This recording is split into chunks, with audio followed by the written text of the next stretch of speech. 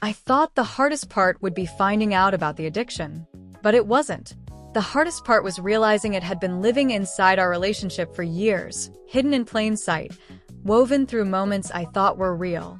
While I was building trust, intimacy, and a future, he was protecting an entire part of his life I never got to see.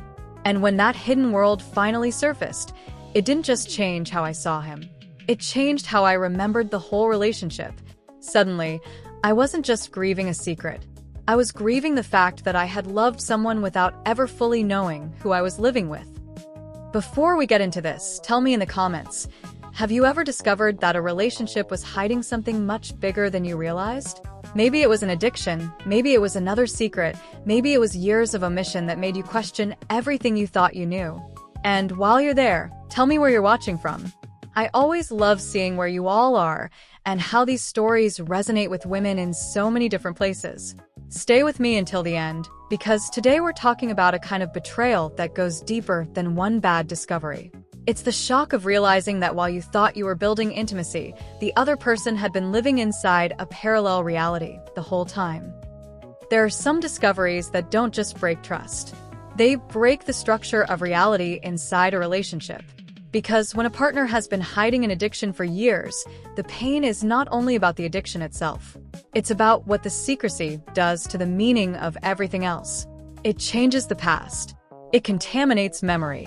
It forces you to reopen moments you thought you understood and ask whether you ever knew what was really happening at all. That is a very specific kind of devastation. A lot of people reduce these situations too quickly. They say things like, well, he has a problem, or addiction makes people hide things, or the important part is what happens next. And yes, addiction does create secrecy, shame, compartmentalization, denial.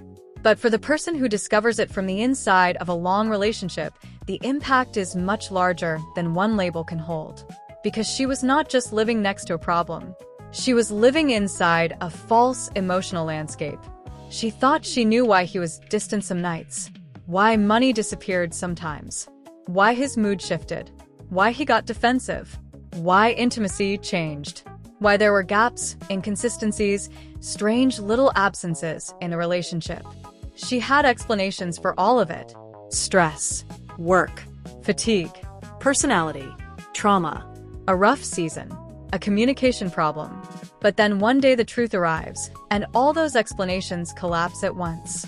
That is what makes this kind of discovery so destabilizing. It doesn't just give you new information. It erases the logic you were using to survive the relationship. And then there is the grief no one talks about enough. The grief of realizing that while you were trying to be close, honest, vulnerable, and emotionally available, the other person was building hiding places. Maybe out of shame, maybe out of fear, maybe out of compulsion, but hiding places nonetheless. That means the intimacy was never what you thought it was. And that realization can be almost unbearable because it forces you to confront not only the secret itself, but the loneliness of having tried to love someone from inside an incomplete reality. Today, I want to talk about that loneliness, that disorientation, that rupture. Because sometimes the addiction is real, painful, and tragic. But the thing that demolishes the relationship is the sheer amount of hidden life wrapped around it. Let's imagine Danielle's story. Danielle had been married to Mark for 8 years. From the outside, they looked like a real couple with a real life. Mortgage, shared routines, joint plans, holidays with family, weekend errands, quiet nights at home. They weren't wildly passionate or dramatic. Their relationship had become familiar, steady, ordinary in the way long-term relationships often do. But over the years, Danielle had noticed things she couldn't quite explain. There were mood swings that seemed to come out of nowhere. Money would disappear in small amounts. Mark sometimes became strangely defensive over routine questions. He had long stretches where he felt emotionally checked out. There were nights he seemed restless and distant, mornings where he looked exhausted, moments when his temper was thinner than the situation made sense for. Whenever Danielle tried to talk about it, she got some version of the same answer. He was stressed.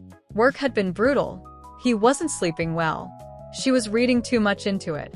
Nothing was wrong. He was just tired. And because Danielle wanted to trust him, she kept fitting those explanations into the holes she felt in the relationship. She told herself not every marriage feels emotionally transparent all the time. She told herself everyone has private struggles. She told herself she was being loving by not pressing too hard. Then one afternoon, while looking for a receipt on their laptop, she found something she wasn't supposed to find. At first it looked small. Then it kept unfolding. Hidden transactions. Recovery forums he had never mentioned. Search history. Late-night messages. Evidence of relapses. Evidence that the problem had existed far longer than she had ever imagined. And then the worst part hit. This wasn't a recent spiral. This was a secret pattern that had been woven through years of their life together. Danielle sat there in total disbelief, reading timestamps from periods she remembered vividly. Vacations, holidays, anniversaries, family gatherings, even nights they had spent together, talking, eating dinner, making plans, sleeping in the same bed. Suddenly, those memories felt split in half. There was the version she had lived and the version he had been hiding. That was the moment her mind stopped processing this as a problem he has and started feeling it as something far more devastating. I don't know what relationship I was actually in, because once she saw the timeline, everything changed. His distance no longer felt random. His defensiveness no longer felt like stress. The missing money no longer felt forgettable. The emotional gaps no longer looked like normal relationship rough patches. They looked like evidence. Like pieces of a puzzle she had been living inside without realizing it. And what made it even harder was that part of her immediately began revisiting herself too. How did I not see this? How long was this going on? What else don't I know? How many times did I offer trust into a space that wasn't real? That is the moment so many women describe as their world collapsing. Not because a secret existed, but because the secret was not sitting outside the relationship. It had been moving through the relationship the entire time, changing the meaning of things she thought were shared, honest, and known. That is a brutal realization, because now the betrayal is not one event. It is a long shadow cast backward of our everything. So, why does this kind of secret create such deep psychological fallout? Because hidden addiction does not stay contained inside the behavior itself. It spills into the structure of the bond.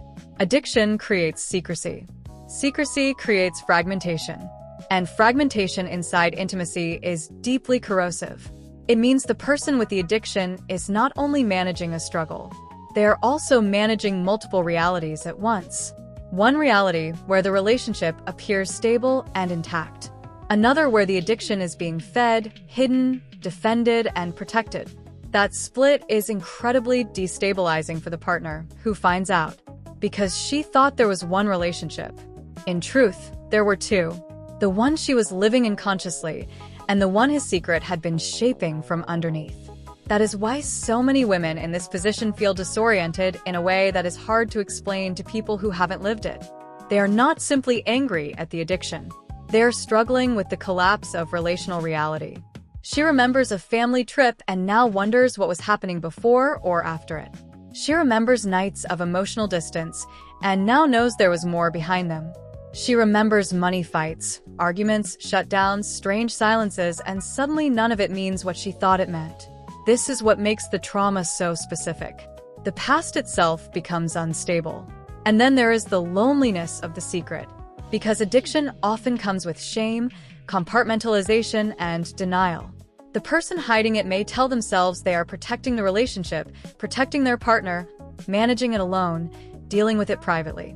But from the other side, what the partner experiences is this: I was trying to love you in good faith while you were withholding parts of reality that directly affected my life. That hurts in a way that goes beyond disappointment.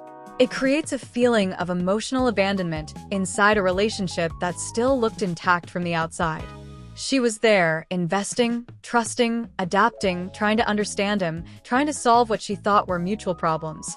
Meanwhile, he was protecting the hidden system first. That is why the secret often hurts more than the addiction itself. The addiction is a problem, yes. But the secret turns the whole relationship into unstable ground. Because now she does not just have to process what he did. She has to process what she was never allowed to know while living beside him. That's also why women in this situation often become obsessive after the discovery. They want dates, details, timelines, old receipts, logs, messages, habits, explanations. Not because they enjoy the pain, but because the mind is desperately trying to reconstruct a reality that was quietly dismantled over time. How long had it been going on? What seasons of the relationship were real? What decisions were made under false pretenses? How much of his behavior was shaped by something she was never given the chance to understand honestly? And under all of that sits a quieter but equally painful wound: humiliation. Not humiliation in the shallow sense. Humiliation in the sense of realizing that she was operating with incomplete truth while offering full trust. That can make a woman question everything: her judgment, her instincts, her intelligence, her ability to know who she is with. And that is one of the deepest injuries of all. Not just that he lied, but that the lying taught her to mistrust her own reality. This is why the impact of a long-hidden addiction cannot be reduced to "he had a problem." The problem may have lived in him, but the secrecy altered the entire emotional environment of the relationship. And once she sees that, the grief becomes much larger than one secret. It becomes grief for the relationship she thought she had, but never fully did. And now we get to what this does inside her after the discovery. Because once a woman realizes that she spent years in a relationship threaded through with hidden addiction and secrecy, the damage does not stay in the story of what happened. It enters her body, her memory, her trust, and her sense of self. Danielle didn't just feel betrayed. She felt scrambled. She started revisiting years of her life with a new lens, and that can make a person feel almost physically unsteady. Memories that once felt fixed become suspicious.